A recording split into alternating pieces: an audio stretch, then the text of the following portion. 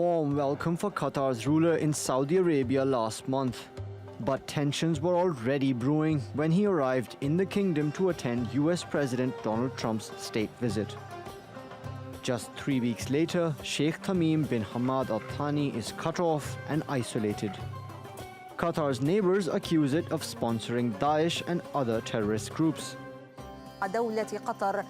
So the United Arab Emirates, Saudi Arabia, Bahrain, Egypt and Yemen have cut diplomatic ties with it, and they're slapping sanctions on the tiny oil and gas-rich state. Qatari nationals have been ordered to leave all Gulf states within 14 days.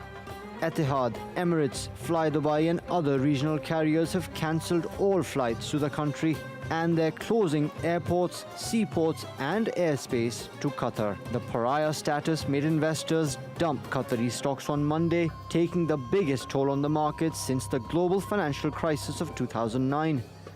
But far away from its financial hub, Qatar's biggest problem lies out in the desert. Saudi Arabia has closed the Abu Samra border crossing, the only land route into Qatar. This is where 40% of its food and much of its raw material enters the country. As the world's richest country per capita, Qatar won't soon choke under these sanctions. But ostracized by its neighbors and cut off from the world, the country is nevertheless in a diplomatic chokehold it needs to get out of soon. Mubin Nasir, TRT World.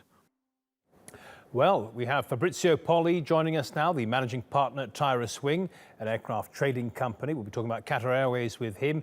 And Shabina Khatri, the executive editor and the co-founder of Doha News, who joins us from Detroit in Michigan. Shabina, if I could just start with you. This is a very interesting situation with the land border with Saudi Arabia being shut. Very important because 40% of Qatar's food supplies come in a lorry via Saudi Arabia. Is it true that some people in Qatar are now rushing to the supermarket to make sure they have enough food and drink? Yes, actually, it's quite interesting because some supermarkets are seeing a very large increase in traffic, and some of them are not seeing really anything except a normal Ramadan rush. So there definitely is some panic buying going on, and it seems to be mostly by people who are following the news very closely. The government has made assurances to the people of Qatar saying that everything would continue as normal, and that might be true for the foreseeable week or something, but given that Qatar relies so heavily on food imports and supply imports, it's unclear how long things could remain normal. So it makes sense that amid the uncertainty, people are rushing to the store to stock up on essential items. Shabina, for every Qatari, there are perhaps, say, 10 migrant workers or expats working in the country. They are quite sensitive to news like this. What do you think they're making of this? Of the Qataris or the expats? The expat workers. So the expats are worried. I mean, they're not a homogenous group. There's people from all over the world in Qatar. But I know the Western expats in particular are concerned about, how landlocked is Qatar? How stuck are people given, I know you're going to talk about later, the air access to the country and the land access to the country. What does this mean for the future of Qatar? What does this mean for the people living there? The fact is, Shabina, Qatar is a very, very small country, and people, one of the only benefits of living there is that they get to leave quite frequently. They get to go to places like the United Arab Emirates or and other neighbouring countries. Let's go to Fabrizio Poli for a moment. What is it going to do to the tourists or the people who would be tourists in Qatar, and also to the Qatar Airways itself, to find all its neighbours are closing its airspace?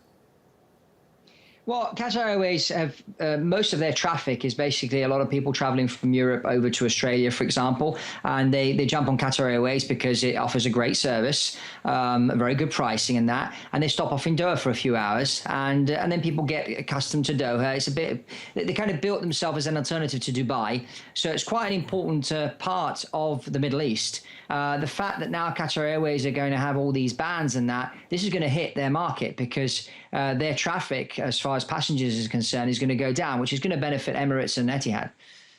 Yeah, let me ask you about the airspace. Now, we have a map of Qatar and the surrounding area. Will it significantly increase the travel time and distance by having Saudi and other airspaces closed, or not really? Well, it depends where you're coming from. I mean, obviously, you know, if you're coming from the north, the west, or the south, I mean, it will probably maybe increase the flight by 15, 20 minutes, but it's not so much that. I mean, now, for example, you've got people in the UK that have to travel maybe to Australia and thinking, well, should I travel Qatar Airways? Because I hear those guys are actually financing the terrorists. Maybe I don't want to give them my money, so I'll fly with Etihad or Emirates instead. There's that kind of thinking in the minds of the passengers as well. And the people that are actually going to be paying for tickets. Right, so it's a question of psychology and reputation, really, and associating things. Shabina, if I could just come back to you for a moment. We heard that the stock market in Qatar really took a dive. Why do you think that is? Well, like I said, there is a lot of uncertainty right now about the future. And like all stock markets around the world, they operate on consumer confidence. And right now, people are not confident about the future in Qatar. As you talked about, this is going to have a devastating impact on tourism. The majority of Qatar's tourism comes from the Gulf countries, including Saudi Arabia. Eid is coming up. You know, there's a lot of things that are at stake here. Shabina, just really quickly, I need to ask you about this accusation from the Saudis and others that Qatar is backing the Muslim Brotherhood, which they consider a terrorist group. Is that an open secret in Qatar?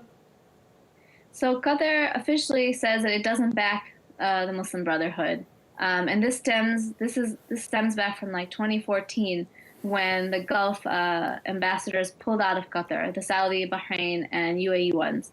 And this was because they were upset about Qatar's support of Mohammed Morsi in Egypt, who was a Muslim Brotherhood candidate who was an elected president at the time and then overthrown. So Qatar was saying it was simply supporting a democratically elected president. Okay. But a lot of people don't think this is the case. Shabina Khatri, thank you so much for your analysis there. And Fabrizio, if I could ask you to hold on for a little bit, we're going to come back to you on another aviation-related story soon.